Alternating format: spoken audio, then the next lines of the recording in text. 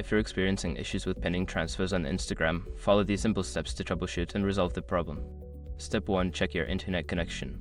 Make sure you have a stable internet connection. Switch between Wi-Fi and mobile data to see if the issue persists. A weak connection can cause delays in processing transfers. Step 2. Update the app. Ensure that you are using the latest version of the Instagram app. Go to your device's app store, check for updates, and install any available updates to fix potential bugs. Step 3. Clear cache and data. For Android users, go to Settings, find Instagram in your apps, and clear the cache and data. For iOS users, you may need to uninstall and reinstall the app. This can help refresh the app and resolve pending issues. Step 4. Check payment information.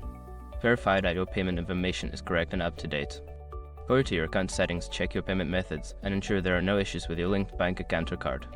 Step 5. Contact Instagram support. If the problem continues, reach out to Instagram support for assistance.